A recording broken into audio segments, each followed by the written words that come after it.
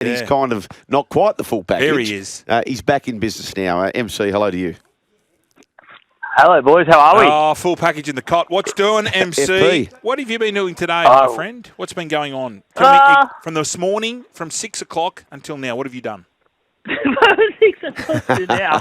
Oh, very good. No, that wouldn't make for entertaining radio. Yes, it will. I just want to get to know MC what he does during the day. What time do you get up? I was up around 6 o'clock, mate. Got 2 kids under 3, so Yep. not much sleeping in at my house. Yep. Then you get out of the house, and then what do you do? Daycare, had a meeting, 9 o'clock, came back, did some work. Who's the meeting with? Another meeting. Who was the meeting with? And then bit of this stuff, yeah. Yeah, who was the meeting with at 9 o'clock? A couple of types, mate. Can't say. Okay, that's part of it. That's all part of it. That's why he's the package of the fullness, Brian.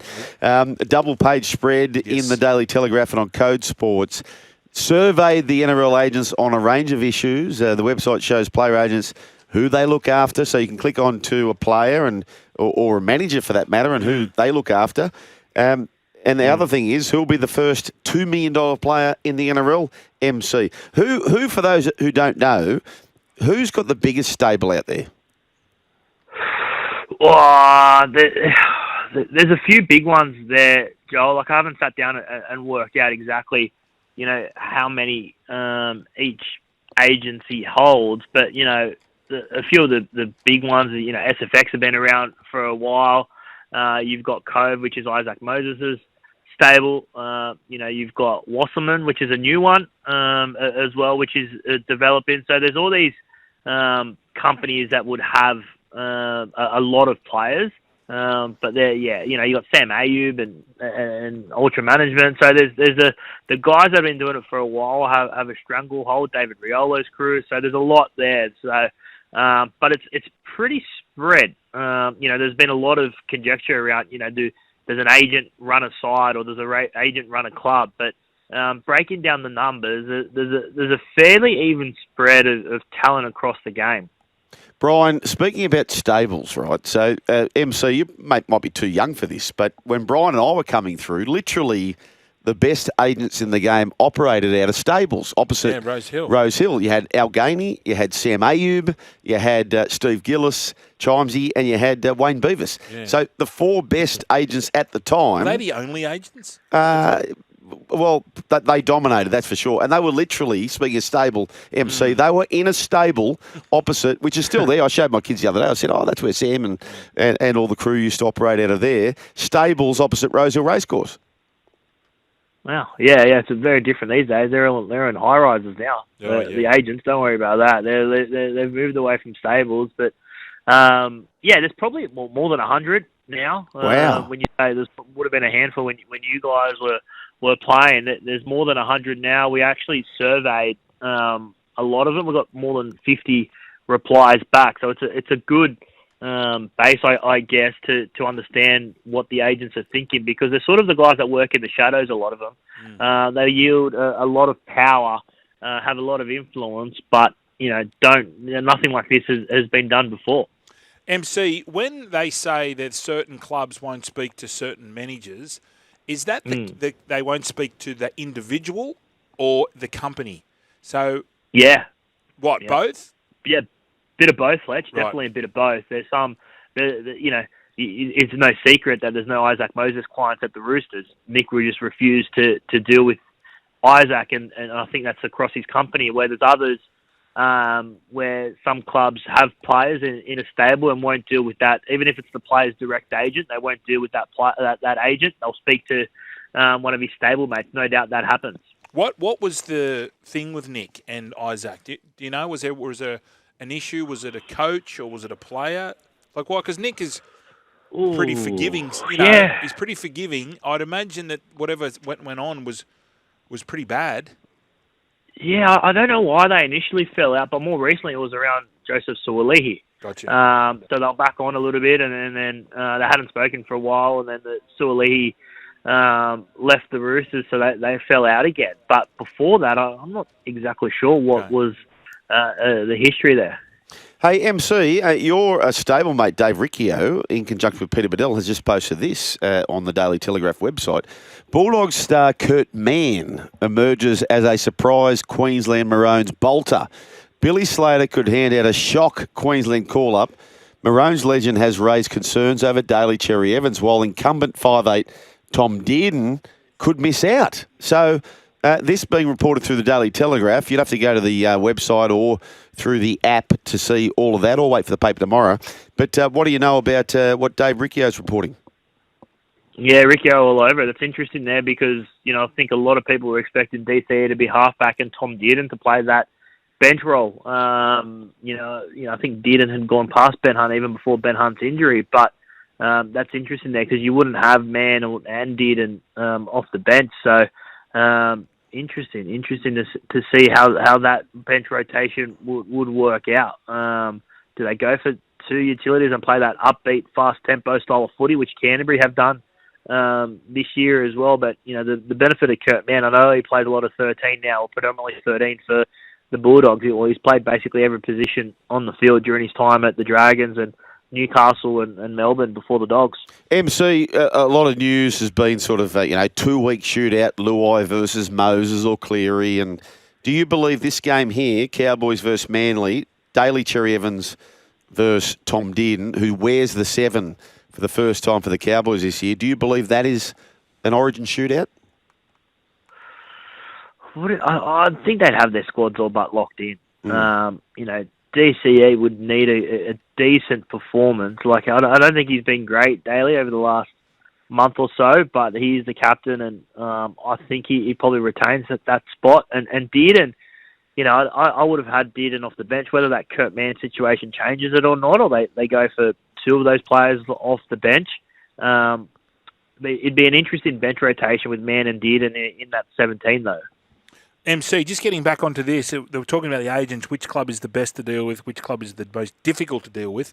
As a reporter, does this line up with you too? So the best is the Storm at 25%, and the most difficult is the Tigers. Really? In the journalistic world, MC, does this marry up? Does this marry up with you? Not particularly, because I don't do a lot with the Storm because of their proximity. So whilst I find them good to deal with, my ratio of dealing with the Storm doesn't equate to the amount of time I spend on Sydney clubs. So, all right. Who's the best Sydney club to deal with? And I'll see if it marries up. The best Sydney club to deal with, from a media perspective, it's interesting to have a look. Souths are pretty good. Souths are pretty open and accessible. No, they're fourth last. And if you ask the agents, it's funny, right? The top 5, the agents there, 1, 2, 3, 4, 5, is interstate teams and international team. The Warriors are third. Do you feel that because they're desperate to get players, that they're more willing with the agents to chat?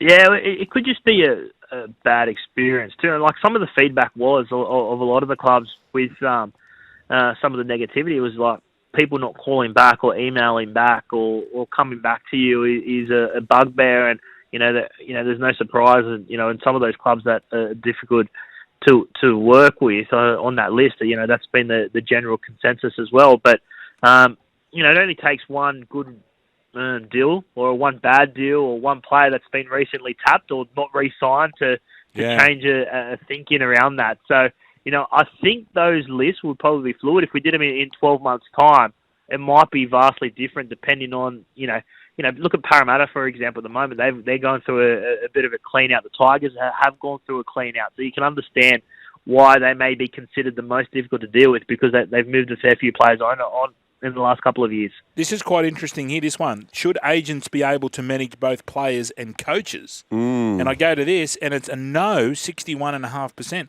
I'm imagining the agents that did that are the ones without any coach. Would that be? Is that a fair enough assessment? Well, I did find you're right there, Flex. That one did stand out to me that it was no, because I thought it would have been an overwhelming yes. Because that debate does raise its head because some agents have a stable of coaches as well, and